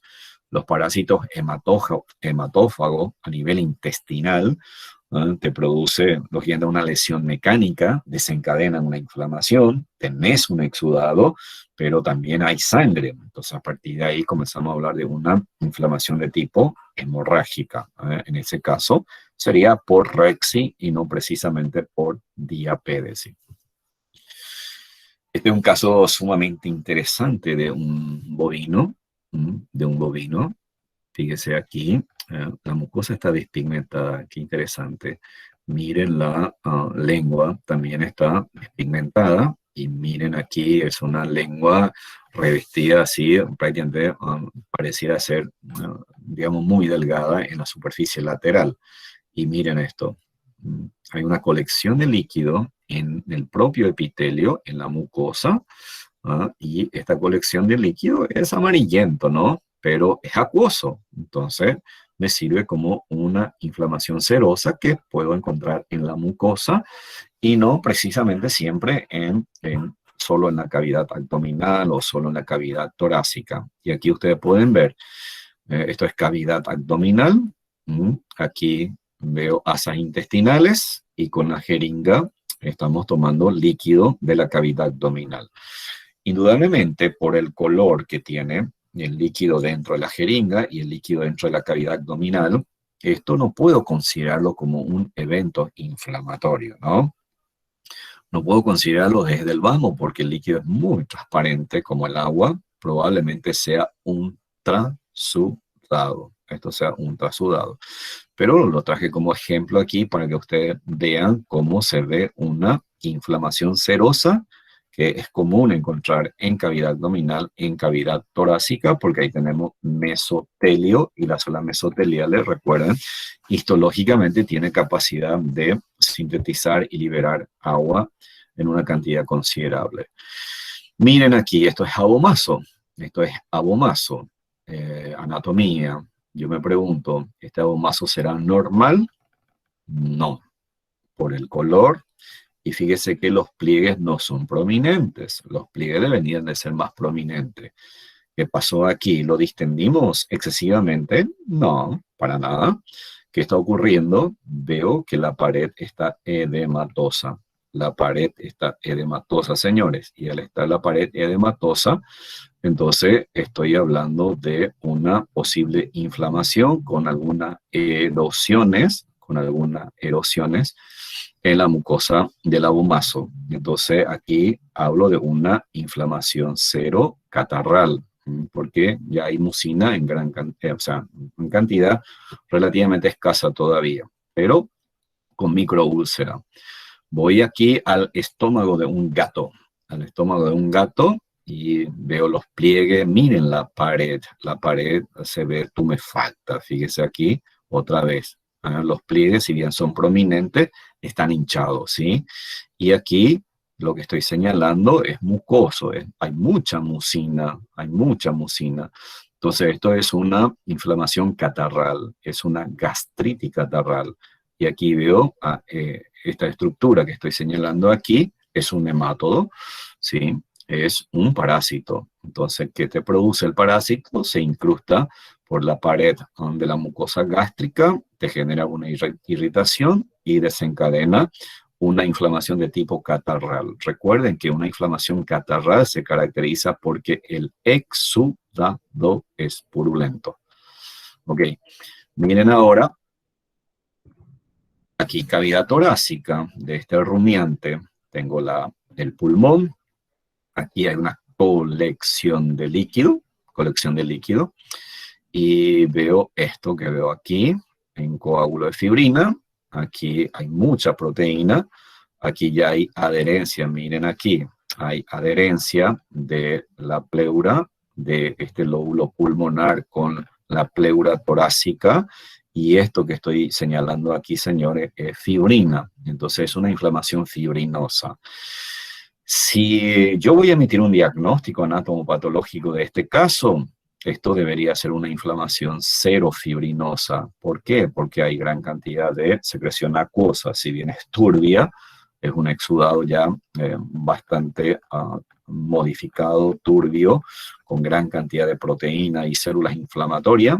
Entonces, esto sería una inflamación serofibrinosa. Si yo comparo esta imagen con esta, entonces esta sí es una inflamación fibrinosa propiamente dicha, pura fibrina estoy viendo aquí, y ya comienza a haber área de licuefacción. Recuerden que la fibrina, una vez trasvasada de los vasos sanguíneos, entonces debe ser eliminada de vuelta por un mecanismo de la fibrinólisis, que los propios neutrófilos y los macrófagos va a realizar esa función. Entonces aquí usted tiene la fibrina prácticamente adosada a la pleura, y es muy probable que aquí haya una gran adherencia por la pleura de la pared torácica. Entonces una inflamación fibrino-purulenta.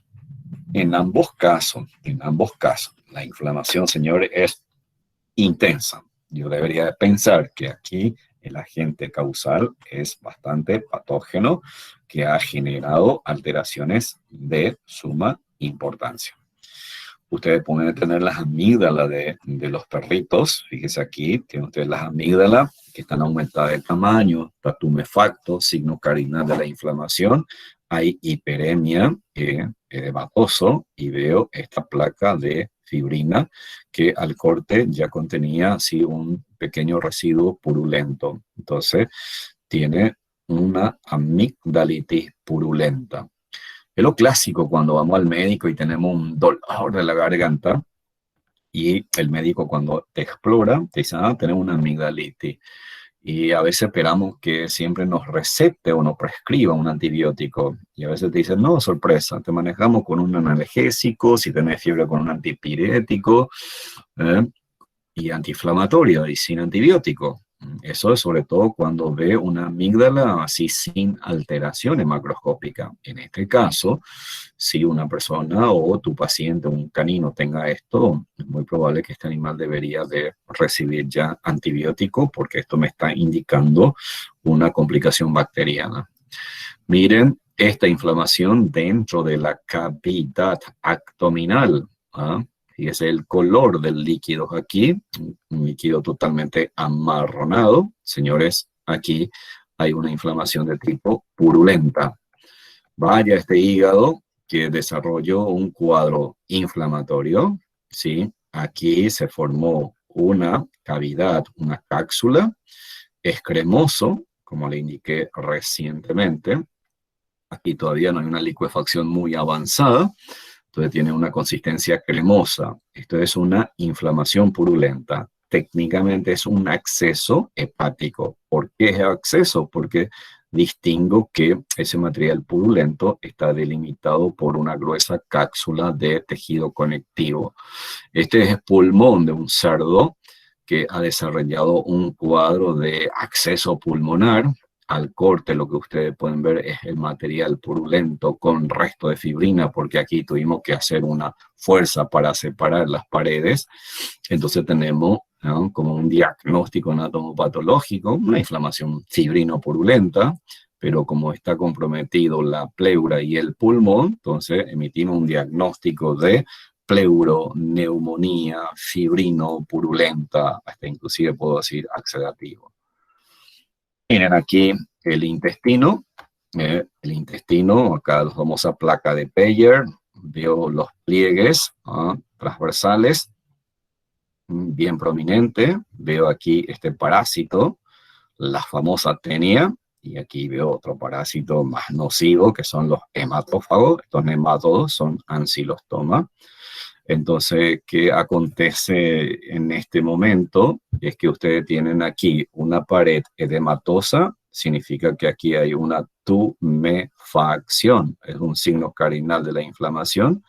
Aquí hay una coloración aumentada, rojiza aumentada, me indica que hay una hiperemia, pero predomina la tumefacción. Aquí tengo hemorragia y esto que ustedes ven, ya dijimos que son tenia. Señores, esto es una enteritis, ¿sí? ¿De qué tipo? Catarral. Y ya comienza a haber un poquito de sangre. Entonces una enteritis catarral hemorrágica. Miren aquí, también en un canino, también en un canino, también en un cachorro. Fíjese aquí, la pared mucho más delgada que esta, mucho más delgada, ¿sí? Edematosa, ¿sí? Hemorrágica. Esto es una inflamación hemorrágica. Esta es una enteritis hemorrágica. Aquí no utilizo el término catarral porque esto es una enteritis hemorrágica. Miren la extensión, la longitud de la enteritis catarral. ¿En cuál de los dos pacientes es mucho más grave y más intensa la inflamación? ¿Será esta o será esta? ¿Cuál de los dos pacientes clínicamente están mucho más complicados? Si bien los dos animales fallecieron lógicamente, por eso están estas imágenes, entonces sería este caso. Y esto es típico de una enteritis hemorrágica generada por la parvovirosis. Ok. Aquí tenemos un ejemplo de una inflamación granulomatosa, la linfoadenitis gaseosa. Miren, le parece a una cebolla. Esto es un ganglio, señores, cortado transversalmente. Fíjense cómo se dispone en láminas concéntricas. Aquí hay granuloma. Piensen en las imágenes que hemos pasado, cómo se forma un granuloma. Aquí son fibras colágenas superpuestas una encima de la otra. ¿Y qué está pasando aquí? En este sitio ocurre un fenómeno de licuefacción. Aquí se está formando unas pequeñas cavernas y aquí hay cambio drástico de pH y puede haber entonces también mineralización. Necrosis gaseosa en hígado múltiple, ¿sí? En este caso corresponde a una linfoadenitis gaseosa.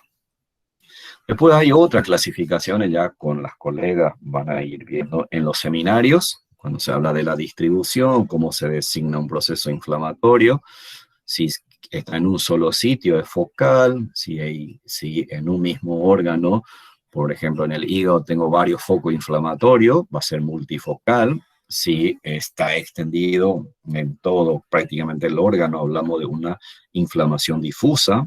O puedo hablar incluso de una designación anatómica como una inflamación local o locorregional, por ejemplo, en los miembros. Y según su localización, puede ser en la serosa, como la peritonitis, la pleuritis, ¿verdad? En la mucosa, acabamos de ver algunos ejemplos.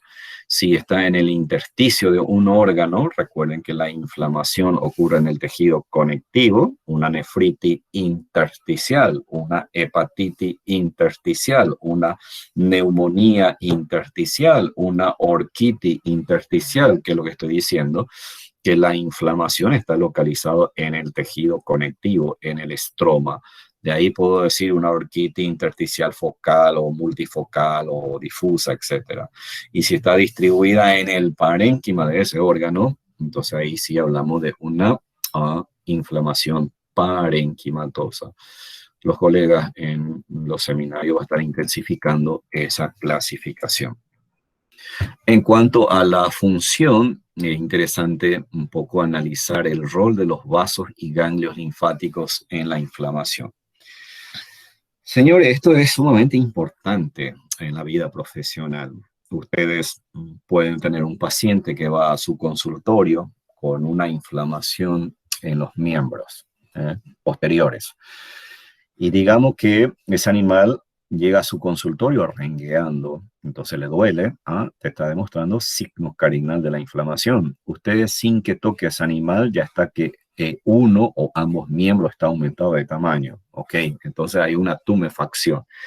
Pero si renguea el paciente, es muy probable que haya una inflamación. Pero si tengo otro paciente que viene con ambos miembros edematizados con un solo miembro y está caminando tranquilamente, cuidado porque ahí tengo que ver si es una inflamación o es un edema pasivo. Entonces el enfoque clínico es totalmente diferente.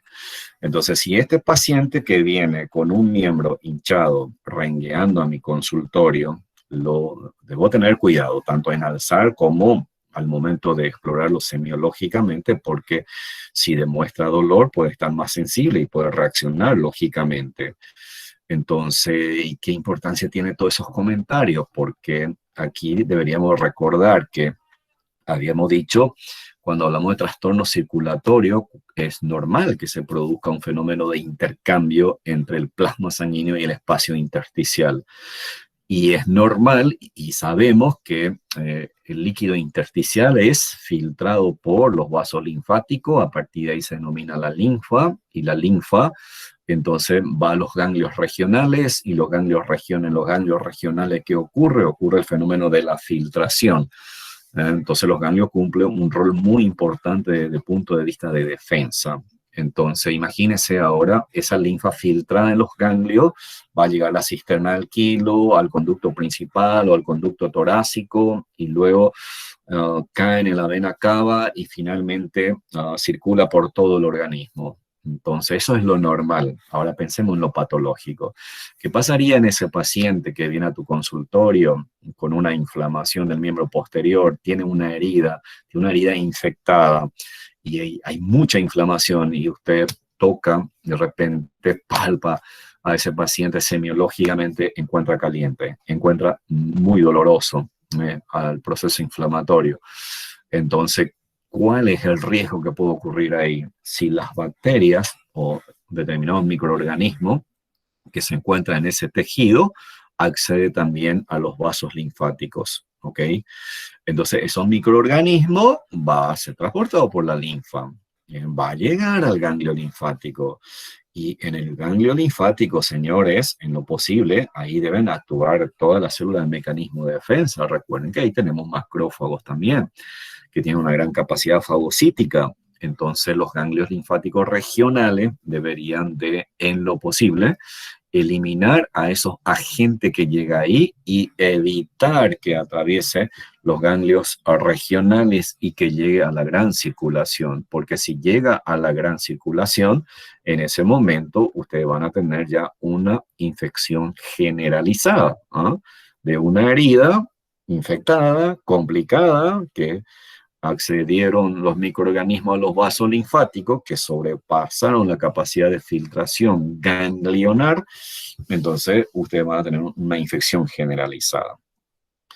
Recordar también que algunos parásitos como la dirofilaria o algunos hongos también pueden acceder a los vasos linfáticos y transportados a los ganglios, e incluso habíamos hablado de la famosa elefantiasis en la clase anterior.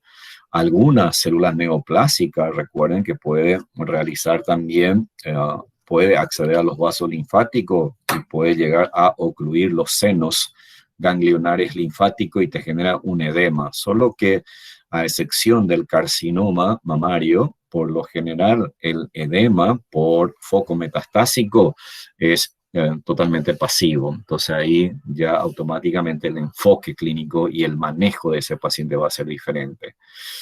Bueno, un signo importante, un signo clínico importante es que cuando hay un compromiso ganglionar, señores, está aumentado de tamaño. ¿Por qué? Porque si el ganglio ya está aumentado de tamaño, ¿qué es lo que me debe de hacer pensar? Que ya hubo una exposición antigénica. Es decir, que ya alguna célula presentadora de antígeno llegó al ganglio, presentó a los linfocitos comienzan a activarse, comienzan a dividirse por mitosis, y tu resultado final es el aumento del tamaño del ganglio linfático. Ok, fíjese la importancia que tienen los vasos linfáticos y los ganglios linfáticos como sistema de defensa. Ok, entonces eso me pareció importante compartir con ustedes porque en la vida profesional, cuando estoy con un paciente con este tipo de un proceso inflamatorio, entonces debería de considerar también esa posibilidad. Muy bien, aquí la compañera que animó toda esta presentación, entonces utilizó esta imagen de una persona tumefacta con área de hiperemia bastante marcada, ¿no? Bueno, eso es referente, señores, a inflamación crónica y permítanme compartir con ustedes brevemente. Voy a tratar de hacer lo más práctico posible sobre inflamación. Vamos a ver un poco en qué consiste, perdón, sobre la reparación de una herida. Habíamos nosotros mencionado ya la introducción que la idea era un poco, creo que nos da el tiempo, para hablar sobre el proceso de la reparación de una herida. Entonces, en este caso, hay una destrucción de tejido. Miren que una inflamación no necesariamente tiene que ser una herida mecánica, una herida traumática. Fíjese la migración larvaria que genera los parásitos. Mire, por ejemplo, algunas bacterias que cuando accede en el organismo animal y coloniza un determinado tejido y órgano, produce necrosis, produce acceso. Entonces, todo ese tejido necrosado o en el sitio donde se produjo el acceso una vez contenida a la gente y eliminada a la gente, todo ese tejido y células muertas deben ser sustituidas o reemplazadas por la misma célula. Entonces, es fundamental aquí, señores, recordar lo siguiente. Tengo que tener presente el ciclo celular. Y aquí tengo que saber que existen tejidos y órganos cuya célula tiene capacidad de división mitótica. Existen tejidos y órganos cuya célula no tiene capacidad de división mitótica en condiciones normales, que se encuentran en estado G0 y lo llamamos células con diferenciación terminal. Alguna puede reingresar al ciclo, como decíamos en el caso del hígado, otra permanece hasta la muerte, como en el caso de las células musculares y las famosas neuronas. Pero más allá de ese comentario, entonces es sumamente importante, porque si yo sé que un tejido tiene células con capacidad de división mitótica, es muy probable que ese tejido se repare íntegramente, pero si no tiene, su célula no tiene capacidad de división mitótica en ese tejido, de ese órgano, la reparación va a ser por tejido conectivo. Entonces, señores, como proceso de reparación, entendamos que existen dos procesos. Una que se llama regeneración, que es cuando las células tienen capacidad de división mitótica. Una vez controlada, eliminada el agente, las células dañadas van a ser reemplazadas por la misma línea celular, En ese caso no queda ni una cicatriz. Ahí vamos a hablar de una reparación integral por un proceso de regeneración. En cambio, en aquello tejido u órgano que no tiene, cuya célula no tiene capacidad de división mitótica, o en aquello tejido y órgano que tiene capacidad de división mitótica, pero que la lesión ha sido muy amplia, la lesión ha sido muy amplia, en donde la división sola de las células parenquimatosas no puede rellenar todas las células perdidas o reemplazar todas las células perdidas.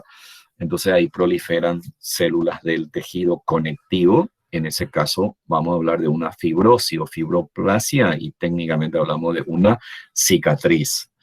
Por lo general, coexisten ambos procesos dependiendo siempre de la magnitud de la herida, pero la posibilidad de que en una herida, en un proceso de reparación, tengamos regeneración y a la par fibrosis es muy alta. Alta es la posibilidad. Bueno, ¿cuáles son los mecanismos fisiopatogénicos de la reparación de la herida? Entonces, en primer término, fíjese aquí, pensemos de una manera relativamente lógica. Si yo tengo una lesión, una alteración, dijimos, ¿qué va a ocurrir? Se desencadena una reacción inflamatoria. Y en la reacción inflamatoria que dijimos, hay un evento celular. Y el evento celular que implica que en el sitio acudan células inflamatorias por un lado. Entonces ahí ocurre un fenómeno de migración, puede haber proliferación de células, comienza a haber una diferenciación, sobre todo cuando hablamos de células epiteliales basales que comienzan a dividirse por mitosis, eso debe ir diferenciándose. Y fíjese que hay una interacción con la matriz extracelular.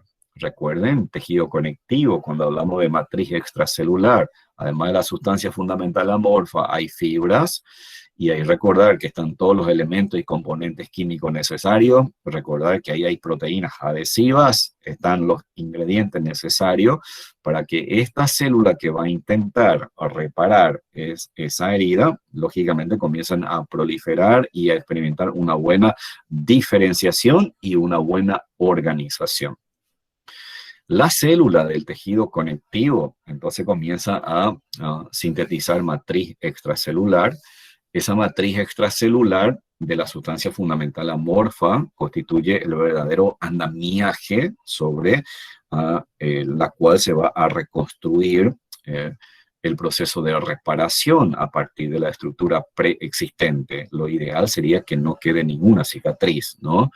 Ahora bien, la membrana basal también es sumamente importante, esto sobre todo para aquellos tejidos y órganos que tengan estructura epitelial, porque recuerden que la membrana basal sirve de soporte a las células epiteliales en toda herida, por ejemplo, de la piel.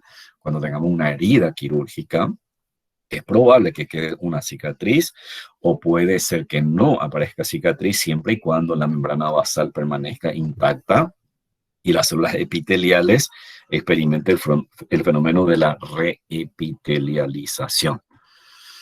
Muy bien, hablemos de una herida reparada por cicatrización. En este caso, hay una reparación por tejido conectivo y el resultado final va a ser un aumento de la trama fibrosa en ese tejido órgano reparado por proliferación de tejido conectivo.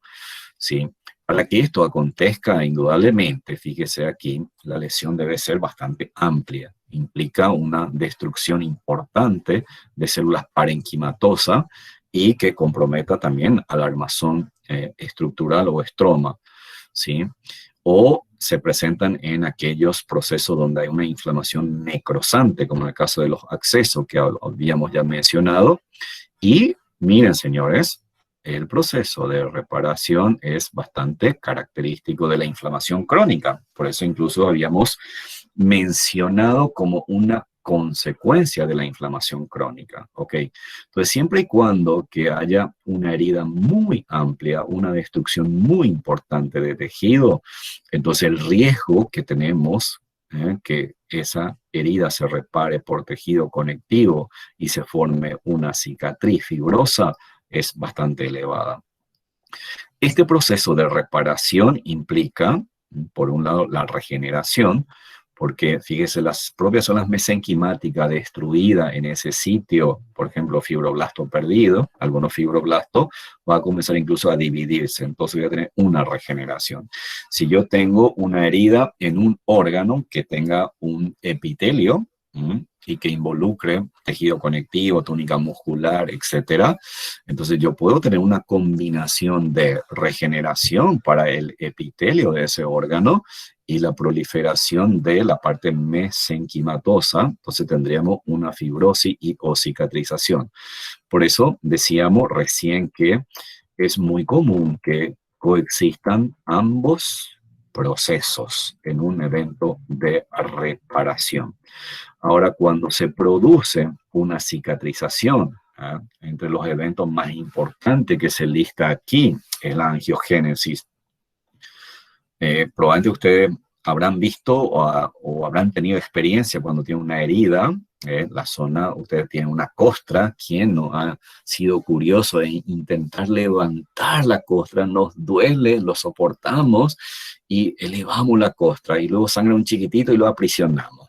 No contento, volvemos a hacer ese procedimiento y ahí vemos que el color es diferente. El color es pálido y ante un mínimo roce sangra. ¿Por qué? ¿Qué está pasando ahí? Porque tenemos gran cantidad de vasos sanguíneos que se está formándose. Todavía no hay gran cantidad de fibras colágena, por lo tanto todavía no hay una buena remodelación del proceso. En este momento tenemos migración y proliferación de fibroblastos. Los fibroblastos, en la medida que aumenta en número, lógicamente, recuerden por histología que es la principal célula del tejido conectivo y que tiene la capacidad de sintetizar los diversos componentes de la matriz extracelular, pero dimensionen la importancia que tienen los fibroblastos en este proceso.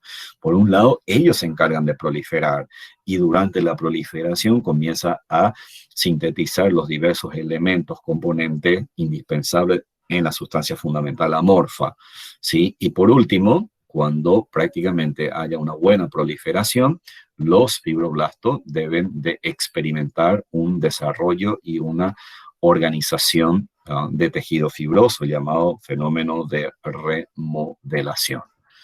Okay. ¿Cómo y cuándo se inicia? Esto se produce al poco tiempo de instaurada la inflamación, incluso a las 24 horas, implica una proliferación de fibroblastos y de células endoteliales que van a dar origen a los vasos sanguíneos.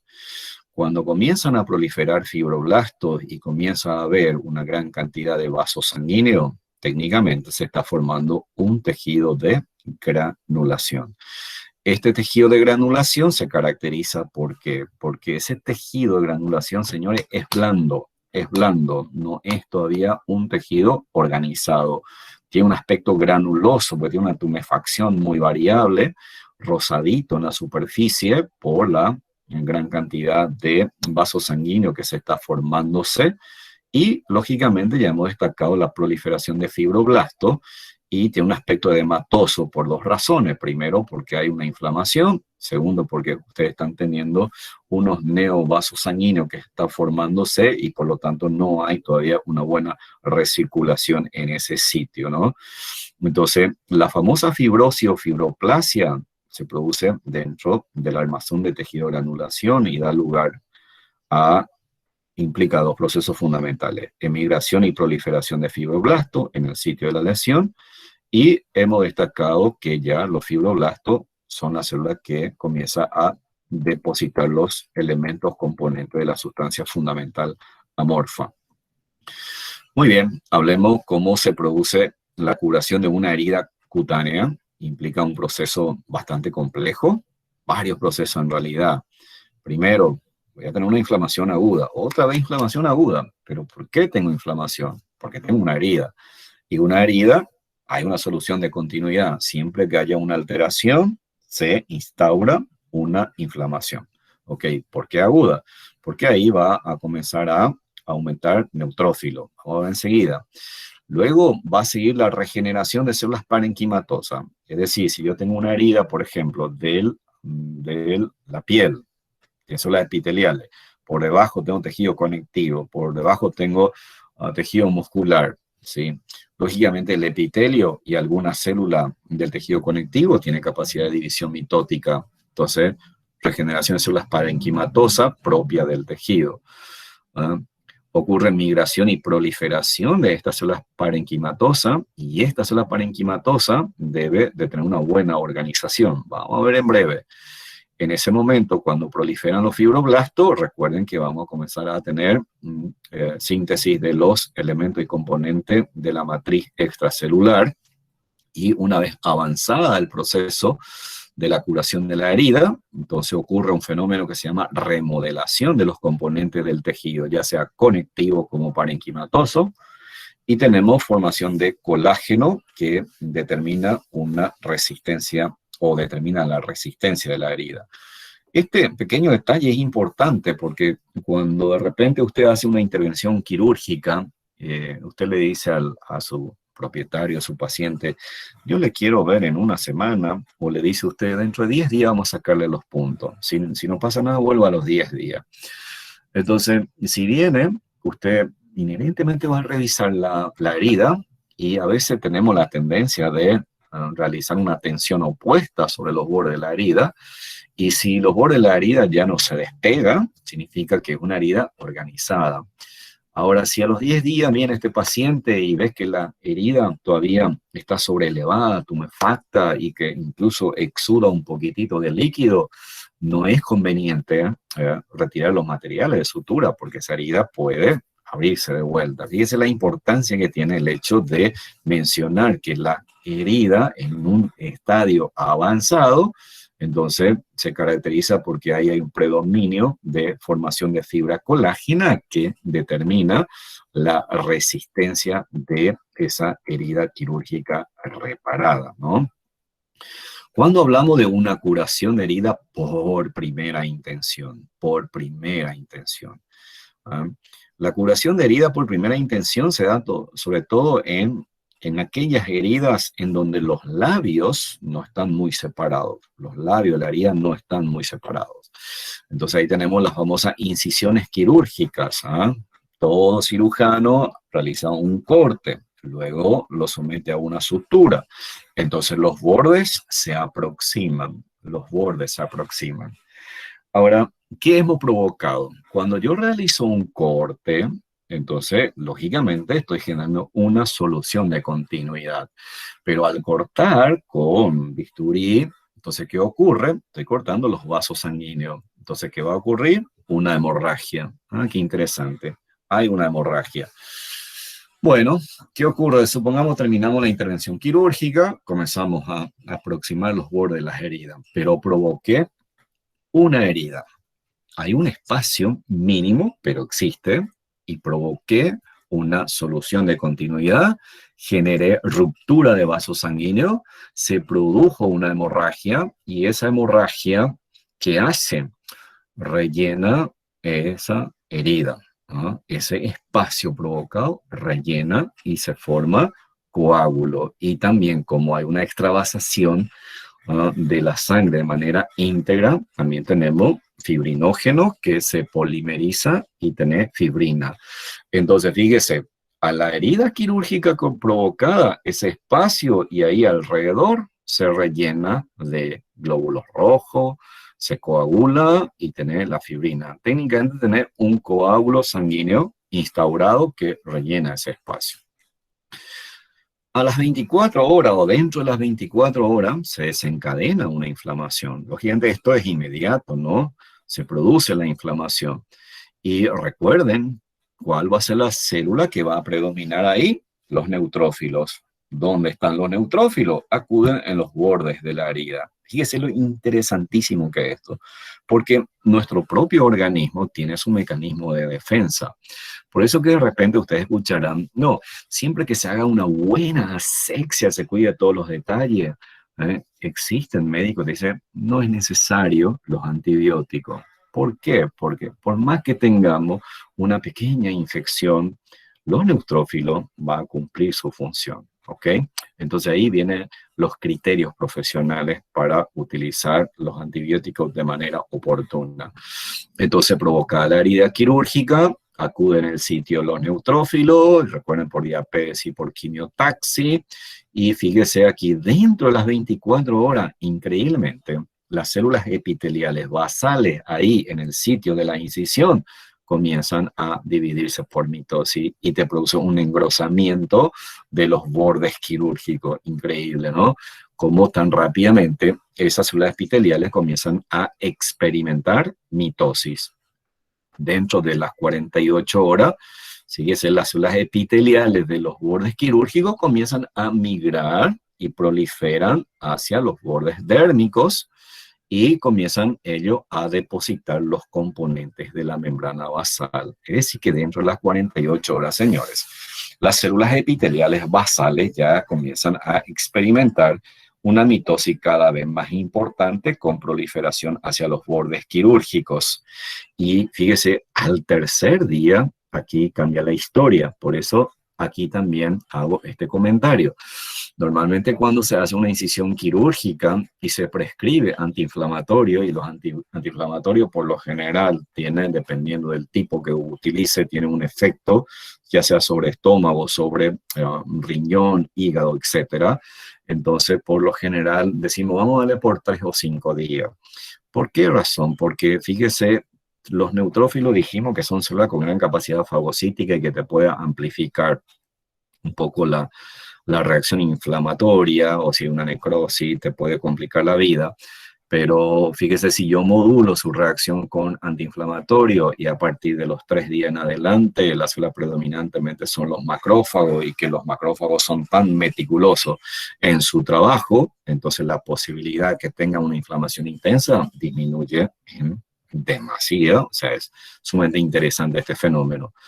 Y el tejido, lógicamente, ahí comienza a ocupar, sustituye al tejido a los neutrófilos y comienza, señores, a proliferar fibroblastos y comienzan a sintetizar fibras colágenas, pero las fibras colágenas tienen una disposición vertical que todavía no sella los bordes quirúrgicos. Ustedes pueden ver aquí esta imagen obtenida de Robbins, en donde tengo una herida quirúrgica. Aquí tengo la herida quirúrgica provocada, entonces tengo una solución de continuidad de la epidermis, de la dermis, llega hasta la hipodermis. Durante mi incisión yo voy a generar aquí una ruptura de los vasos sanguíneos que me va a generar una hemorragia, y dijimos que el espacio provocado, o sea, la herida quirúrgica en sí, va a ser rellenada por células sanguíneas que se coagulan aquí, forma un coágulo que rellena este espacio, y dijimos dentro de las 24 horas ya acude gran cantidad de neutrófilo en el sitio. ¿Qué ocurre al quinto día? Al quinto día, si yo veo esta imagen y lo vuelvo a comparar aquí, fíjese cómo tengo gran cantidad de neutrófilo. Aquí tengo la herida quirúrgica. Miren aquí, tengo todavía la herida sobre la epidermis. ¿Qué pasó aquí? Miren, las células epiteliales del estrato basal ya comenzaron a proliferar, comienzan a organizarse, sintetizan componentes de la membrana basal, ocurre el fenómeno de la reepitelialización, una proliferación de las células epiteliales. Aquí tenemos la famosa costra, ese que queremos siempre sacar, ¿no?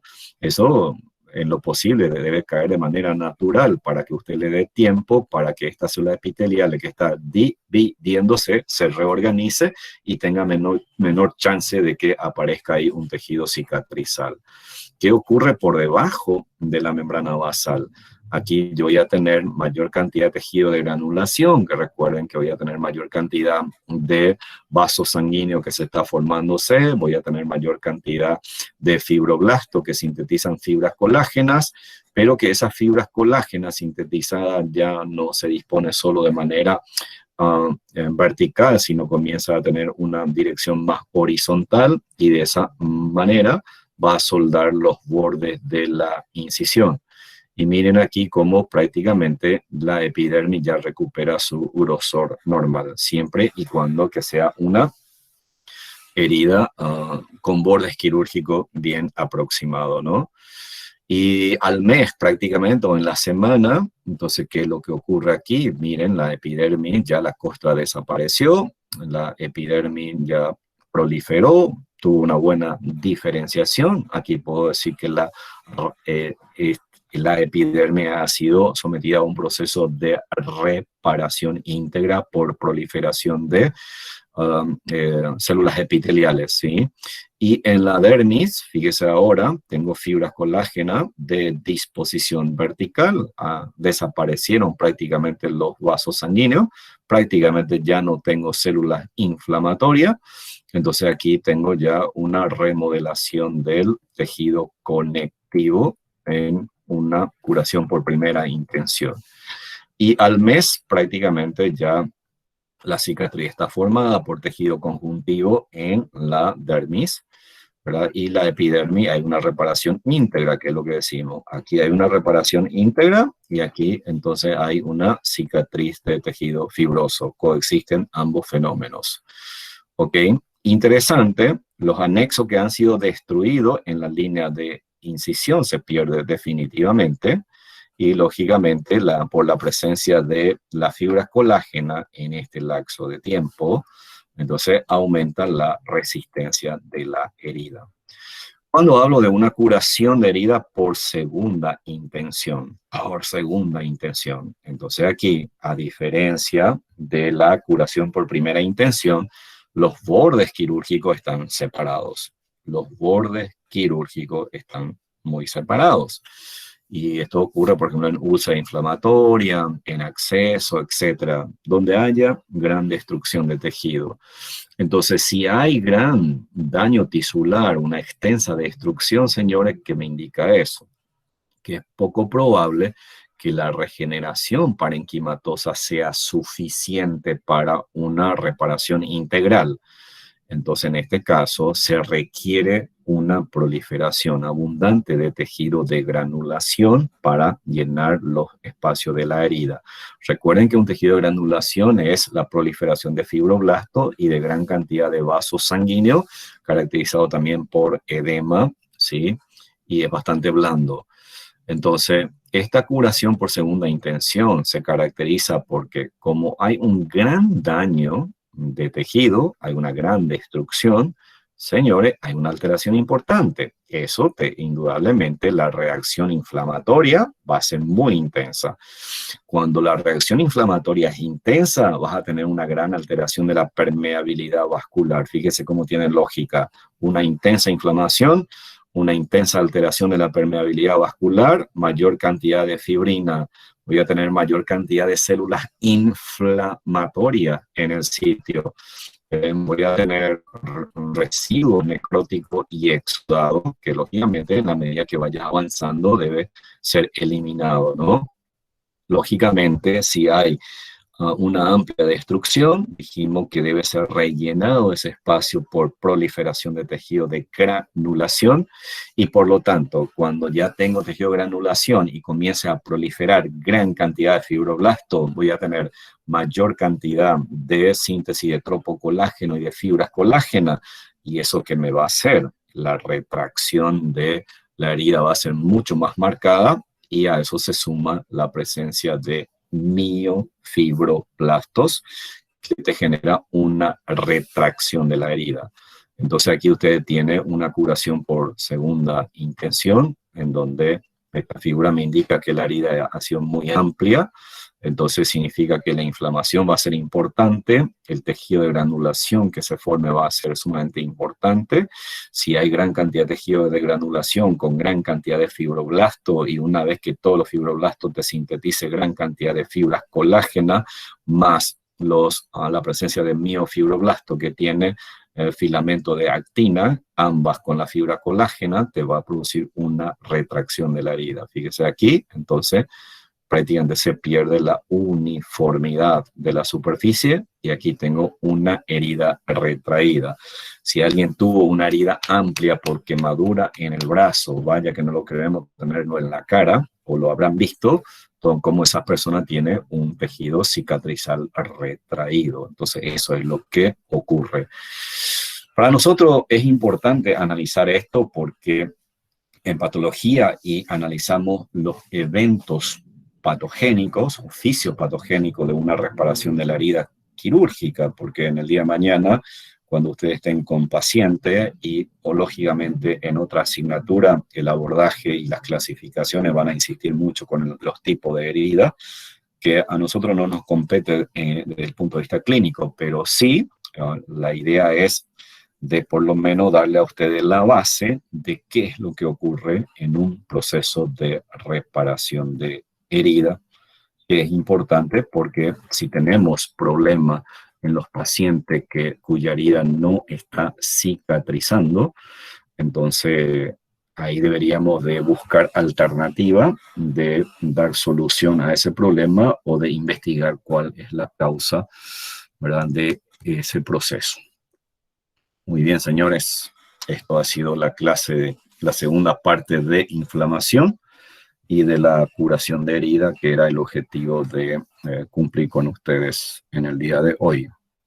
Atento a la pregunta que pueda surgir. Y bueno, y si no lo hay, ojalá haya sido de agrado de ustedes. Muy bien, dice acá, ¿podría explicar en qué consiste la cicatrización queloide? Muy buena pregunta. La cicatrización queloide es una alteración de la cicatriz normal en donde hay una proliferación exuberante de tejido de granulación, ¿sí? Hay una proliferación exuberante de tejido de granulación. Y ese tejido de granulación al final es mucho más extensa y más amplia que la herida original.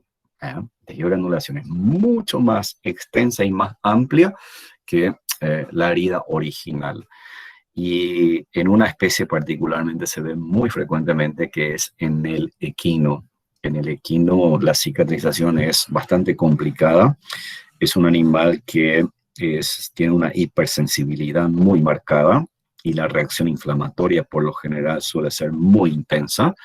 Y cuando hay una reacción inflamatoria muy intensa, entonces la alteración de la permeabilidad vascular también va a ser muy marcada y eso predispone a una gran proliferación de tejido de granulación que implica gran cantidad de vasos sanguíneos, numerosos fibroblastos, y tardan en aparecer las fibras colágena como para que produzca la retracción, las fibras colágena maduras. Entonces no hay una retracción y todo lo contrario, se tejido de granulación, crecen en demasía y es exuberante, ¿no? Y es un problema sobre todo en el equino. Por eso ahí hay un detalle interesante. En esta especie particularmente hay que tener mucho cuidado en el manejo farmacológico porque a sabienda de que tiene esta predisposición, es importante que manejen muy bien el proceso de la curación con cuidado farmacológico, de tal manera a modular los eventos inflamatorios. En el equino, sobre todo, una causa muy común de la cicatriz queloide es el famoso ICARU, que dice nuestra gente, la abronemosis cutánea, que ustedes en enfermedades parasitarias lo estudiaron, en donde esos parásitos que se activan en la piel comienzan a experimentar una migración que produce una necrosis y una tremenda reacción inflamatoria y termina formando una cicatriz queloide exuberante, hasta inclusive como un aspecto tumoral sarcomatoso. ¿Mm?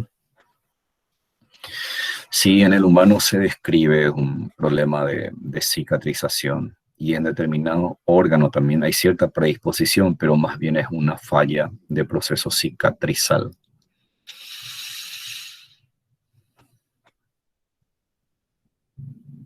¿Alguna otra pregunta?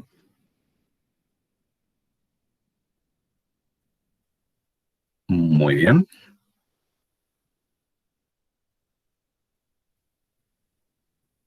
Creo que si no hay pregunta, yo les libero. Ahí con la doctora Leila vamos a estar coordinando ya la próxima clase. Creo que se viene un apasionado mundo de la oncología veterinaria. Espero que no falten en esa clase. Vamos a hablar bastante de oncología. Vamos a ver casos clínicos que le va a ser de mucha utilidad en la vida profesional. Creo que la próxima clase ya es oncología, me parece. Bueno, de mi parte ha sido todo. Muchas gracias, como siempre, por vuestra atención y espero que la clase de hoy haya sido del agrado, por más que estemos detrás de esta maldita plataforma, perdón por la expresión, pero es algo que yo siento, el hecho de no poder vivenciar con ustedes la clase, pero trato de darle todo de vuelta para que podamos entenderlo. Así es que muchas gracias a todos y que tengan buen resto de jornada.